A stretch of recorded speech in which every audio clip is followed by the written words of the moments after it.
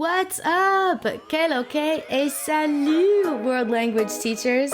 Welcome to the Practical Proficiency Podcast, where we make the transition to proficiency-oriented instruction in your world language class in a way that works for you, your unique context and teaching style, and doesn't sacrifice your well-being along the way. I'm your host, Devin Gunning, the teacher, author, conference host, curriculum creator, and consultant behind La Libre Language Learning.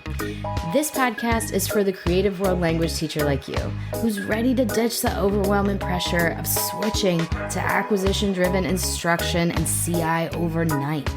You're ready to discover how using more target language in class can actually bring you and your students more joy instead of adding to your plate.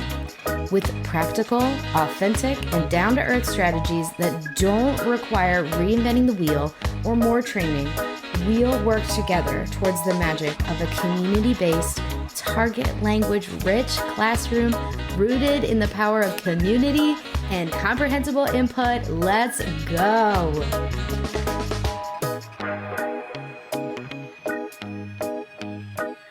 Welcome, everybody, to the Practical Proficiency Podcast. I am so excited to have a guest here with me today. Kia is here to share a little bit more about her and give us a sneak peek behind the scenes for a Meet the Speaker. We're going to get to know a little bit more about Kia today. I cannot wait to hear more about you, about your teaching practice and your classroom, especially as you are joining us this year as a speaker at Practical and Comprehensible. Celebrate! We can't wait. So let's hear a little bit more about you, in case people are not familiar with your work, and then we will get right into hearing all about what you got going on this year with your classroom. So Kia enjoys teaching and learning with her students, as well as collaborating and coaching with other teachers in and outside of the world language community. And I know you've come and hung out with my members as well before in the Practical Proficiency Network. So for sure, she's been teaching Spanish for 17 years, has taught every grade level between K through 12. Wow. Through her brand, Trailblaze into Language Learning, Kia provides workshops, webinars, and a curriculum coaching membership program focused on student representation, second language acquisition, belonging, and intercultural competence. She has presented at local, state, and regional conferences, as well as the ACTFL conference multiple times. And as a writer of comprehensible short stories and articles, she successfully designs a rich curriculum that keeps her students engaged. Kia, you have so many accomplishments and so many things that you are working on. It is amazing. And I love that you have this focus in here that you've been in the game for an expert amount of years, for 17 years. So is this going to be your upcoming 17th year here, or your 18th? So I will say 18th year will start like January. So, okay. It seems like yesterday. Like it's so crazy. It seems like yesterday was 2006, and then here we are. Like, oh wait, what's happening? But yeah, it goes by really fast, and I've always, told myself, like, as long as I have the passion to continue to teach, to continue to support, I will continue to do it, and I'm still in the classroom. So, yeah. That's amazing. Well, that brings me to my first question here then, is that you have, especially with your presentation this year, is focusing on like putting the joy back into teaching, especially with middle grades. Like, how have you kept this focus on longevity for world language teaching? Like, tell us more about that. Yeah.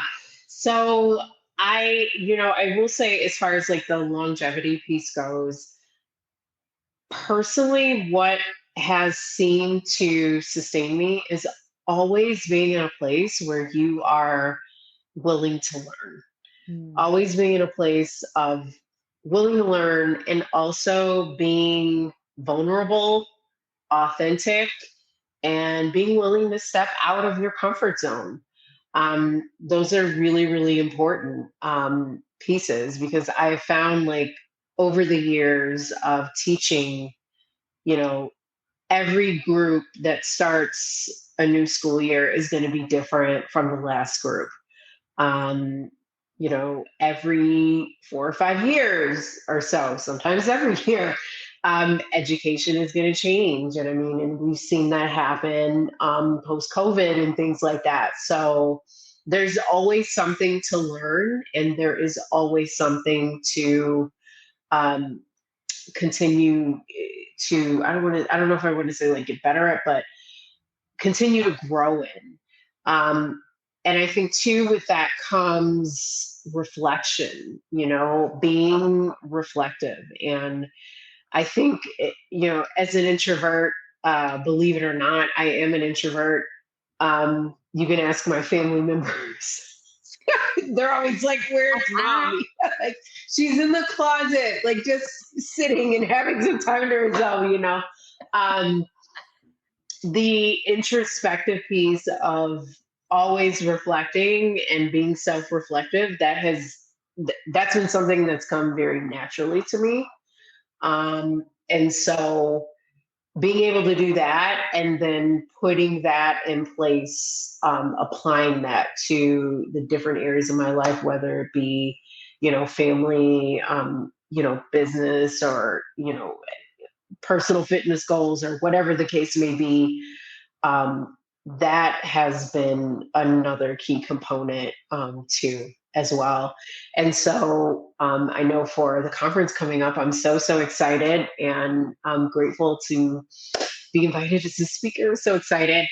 I'm going to be talking about the middle. And I just wrapped up about 8 years of teaching middle school. Um, and it's so special.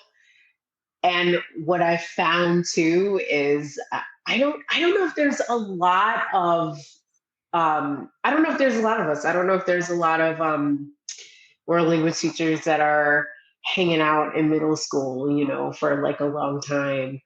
Um, I tend to see either it's like elementary or it's like high school, you Yeah. know, and I totally get it, because those levels, when I think like fifth through eighth, like it's something that has to agree with you, and there has to be a certain like connection and calling to it. But I never imagined that I would be part of middle school for like 8 years. I literally was like, oh, maybe 4 or 5 years. But then 4 years more later. But I mean, but it's great. It's such a special group. There's so many things happening. The cognitive development, the social emotional learning that's like going on.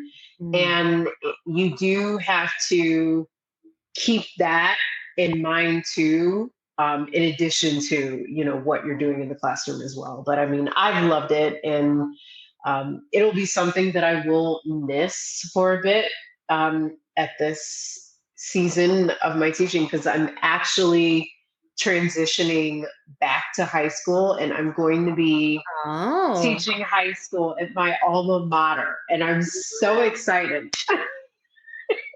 that's incredible. Yes. So like full circle. Full circle. So is there anybody at your school that you like either remember working with or who was there when you were a student at your alma mater? You know what? I don't know. I think quite a few teachers have like retired, but I I still remember, I mean, like the hallways, and we have two different buildings. It's a huge campus. There's like 2,000 plus students that go Oh yeah. there. And so I don't know. I'm really excited to see. Um, yeah, so I will find out very soon. What a joy that must be to teach where you were taught. Like that must connect with your students a lot. That opportunity to say, like, yeah, I sat in that same chair. I know exactly how you feel. So don't pretend like I'm that different from you. Right. Right. So are Oh you my gosh. excited to jump it back into high school? I am. I'm really excited. I do know that there's going to be a couple things that I am going to have to really, have a plan for. So, such Mhm. as like, the earbuds and the cell phones. I'm well aware of like the tricks where it's like, you put the hair Mhm. over the earbud, so um, but overall, I am very excited. I'm super excited and really looking forward to pouring back like into my high school community and giving the students even more. So yeah.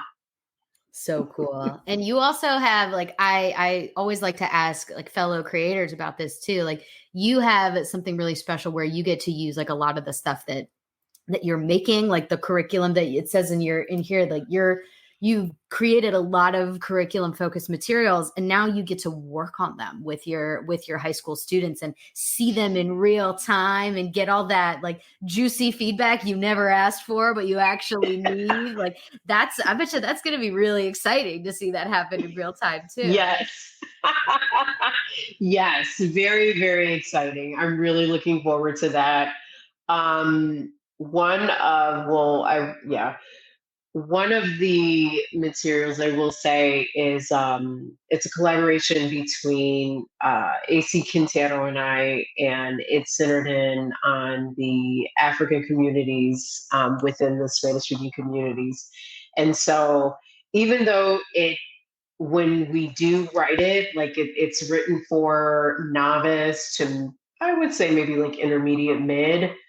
Um, I am looking forward to hearing like a little bit more, as you said, like of their feedback, like as high school students, and also being able to like see their faces of just like, wow, like, who is this? And we don't really, know about this person. So I'm really excited about that. But uh, yeah, that's going to yeah, be so incredible. I bet you they're going to flip out when that gets put in front yeah, of them. What a yeah. cool thing.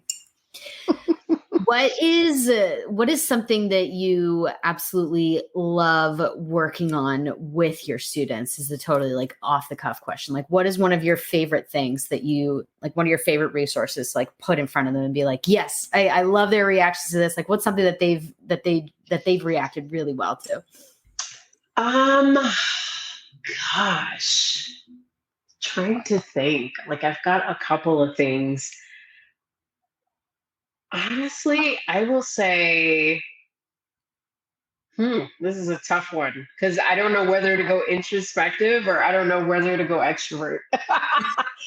um, I will say for me, feedback. I don't know. Like one thing that I did find, as a middle school teacher is that, you know, my students did not shy away from giving me feedback at all. Mm-hmm. And Yeah. sometimes I was like, okay, yeah. So next time you want to give me this feedback, maybe think about tailoring it this way because it can look like this. Delivery, y'all. But yeah, delivery, like, I would definitely say feedback. And I say that because, you know, early on in my career, that was something that I was afraid of and I shied away from, Mhm. as far as like not asking my students what they thought about a lesson or either how we started class or how things were going. And over the last maybe like five, maybe a little longer than that, over the last like 7 years, I've seen how valuable it is. Um, and just how important it is to really not only value that feedback, but centering, the needs of the students, like in your classroom. Um, and with that in mind, when even if it's feedback like based on like, hey, we really didn't like this activity, or either no, profe, we're not going to do this, anymore, this kind of thing. um, I'm also thinking about feedback when it comes to like their assessments. And this was Mhm. something that I tried new this past year, where I literally was like, okay, I don't want to grade everything under the sun. I don't have the time for it. So Mhm. we're going to try and make this smart, effective, and very purposeful. So what I ended up doing, I would pass back their quizzes, and I remember one day they looked there like, Profe, you didn't grade it. I'm like, no, you're right, I didn't. A quiz. That I must have know. rocked their world. I know. They're like, so what are we gonna do? And I was like, okay, this is what we're gonna do. So what I explained to them, I said, you all are in groups, you're in your pods. I want you all to talk through the first part. The first part was a writing piece. I want you all to talk through it, read through it, um, share. You can even do it in partners, or you can do it all as a group and take turns and offer feedback to one another on, what you wrote or maybe what you clean up. And if you have questions, and I would tell them like common, questions or that would pop up, we will discuss and go over as a group. And it was amazing to see because they really took it and like ran off with it. And I know I did have a couple students that were just like, yeah, I don't really feel comfortable exchanging my papers. So Mhm. I didn't have them exchange their papers. I was like, just keep your paper. Make sure you have a different color utensil. And some of them were like, well, does it have to be red? I'm like, no, it doesn't have to be red. We can, yeah, any color. And I want you all to talk about what you wrote. And then if you have questions, if your partner has something else different, you all can talk about why, pull your notes out. And so it generated so much discussion. So that by the time we got to the large group part and we went over like certain sections together, um, it it just went very well. I mean, there was maybe like very little that I did have to add. Mhm. And so then after that, I would just collect their papers and I'd take a look at their feedback and their highlighting and things like that. And I would go ahead and, put it into the system depending on whatever, the standard was like on that day or whatever the, I can statement was. Um, but it was, they really, I know one thing that was an activity that they really did enjoy.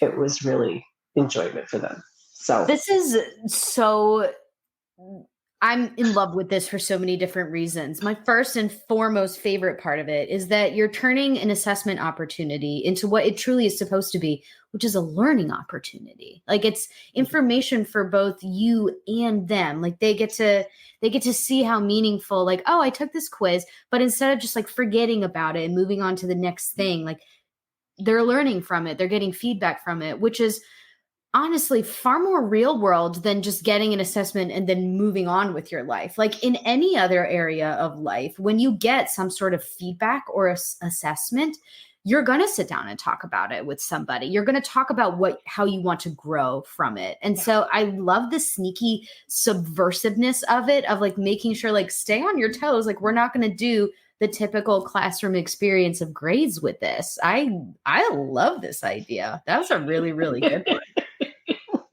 thank Talk you. about real world stuff. Yeah, and it's like that's what it is. That's what it's about. Like how, what connections can we make that is going to be real, for the students and that is going to create more pathways for them to grow. So, yeah. Mhm. Yeah. And with that, so you talked about like you're jumping into high school this year. You're really excited to go into your alma mater. What else are you looking forward to this upcoming school year? Um I would say I'm looking forward to getting to know the culture and the community Mm, um, of the school. Like it has been, I'm kind of going to date myself. So I graduated in 1999. mm. Prince's song "Party Like It's 1999." That was like actually the song that we used. Amazing. Anyway, so I'm here for all this. So I'm very curious about that. Mm, I'm looking forward to seeing like how things have changed and what direction things are going in. I know right now my alma mater has been heavily focused in on work of equity mm. and student centered and things like that, which is great. Um, and I'm looking forward to getting to know like the members of my department. Um, and definitely, coming from a place of like, I'm here to learn because I know sometimes like when people see like my name and it's like, and it's like, and I say that because I don't want anybody to get, intimidated or anything like that. So I'm very excited to be a part of a team that hopefully doesn't feel that way, but I'm there to learn too. I'm there to support them. Just as they're there to support me. And just looking forward to getting back into the culture. Matter of fact, like this weekend is like alumni weekend.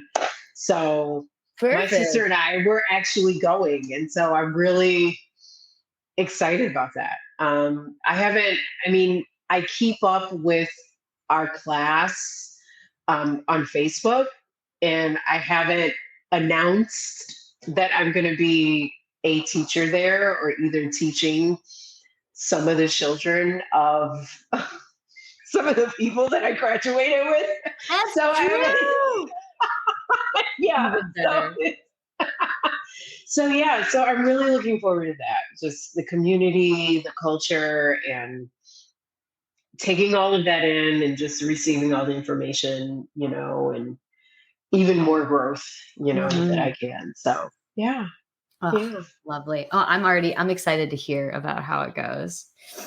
With thinking yes, about this too, I have one last question for you, and that yeah. is with you spoke at length about longevity and how you've achieved that in a wildly demanding profession, and I appreciate too how you spoke to that, the wisdom that you have to share from being in this game for the amount of time that you have noticed that this comes in cycles. Like every 4 to 5 years, teaching really does seem to change. And I'm wondering what's your perspective on how do you balance the demands of that? Like with a really high demand profession that we have, you've obviously got something that works for you, because I can tell that you're excited to go into like a new role even too, with going back to high school and keeping it fresh with that. So, how do you balance all of that? How do you balance the demands of this profession? Mm. Wow. Um, I I have learned, um, you know, your mental health, your health comes first. Mhm. Um, Coming up, through the trenches, as my teaching friend would say, of teaching, I remember being in a position or being in a place where I didn't want to ask for a day off because of either, people not being able to, find a sub, or because, oh, I don't want them to think that I'm slacking, or whatever the case may be. And so looking back, um, I realized just how, uh, you grow with wisdom. And so what I've learned is that you have to take care of yourself. Um, you have to take care of yourself first. And when you don't take care of yourself, then you really don't have anything really to give. And I've learned this in a variety of different ways, through hard knocks, life experiences such as getting sick. Like, I mean, I just remember, teaching and going and getting sick and just, showing up, you know, and we all have our own, limits where it's like, okay, maybe a cough here and there, but I remember showing up when I obviously like I needed to be at home Mm-hmm. resting. Um, and as a result, because I didn't do that, I would end up, you know, having to be out for like a week because like my asthma would get, agitated and things like that and everything. So, with that being said, taking care of myself first, and that requires like setting some healthy boundaries. That is a huge piece. And it, I was reading a book.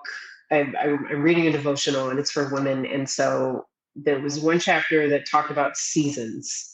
And so it's so important to remember and to know and be aware of like what season that you're in, be it within your career, be it within your personal life or, business or whatnot.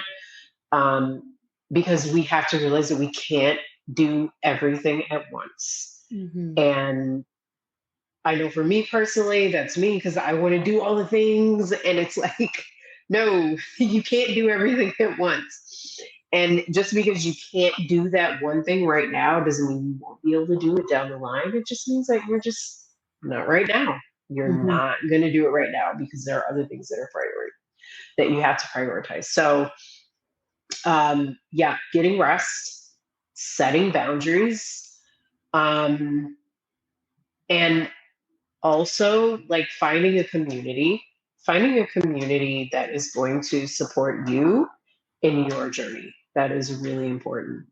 um, we all have our, quote unquote people or community or whatever it is, you want to call it, and you want to make sure that you have that and that you find that because we do need each other. um, and that's really really important. um, And last thing I will say to that too is, learning how to say no. You know, Mm-hmm. um, no is a sentence, period, or no, thank you. That's it. That's it. That is okay, And I think sometimes with the hesitancy with that is that we are so afraid of being rejected, like by people or just like, oh, what is this person going to think of me if I'm not able to do this part or if I'm not able to join this committee or whatever the case may be. And we have to be willing to, okay, I have to take care of myself. I know I have X, Y, and Z like going on at home or going on over here in this area of my life. I'm not able to do this right now, and that is okay. And being able to continue through um, and journey through life in that way. And so, I mean, all of what I just said, it, that was the journey. That did not happen overnight, but it was definitely, a journey. And I found that that has been really, really helpful and just the key to really sustaining. So, Oh, and it's daily, isn't it? I yeah, need to remind myself of this daily.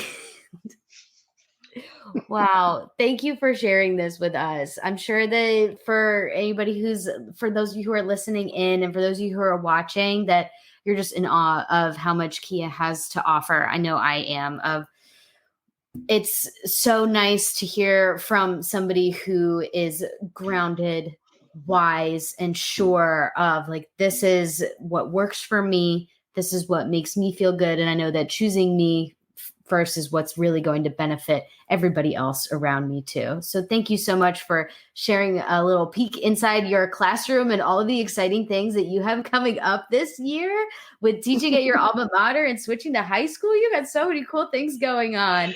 And I can't wait to hear about how it's going to go. Thank you for joining us at Practical and Comprehensible too and sharing your wisdom there.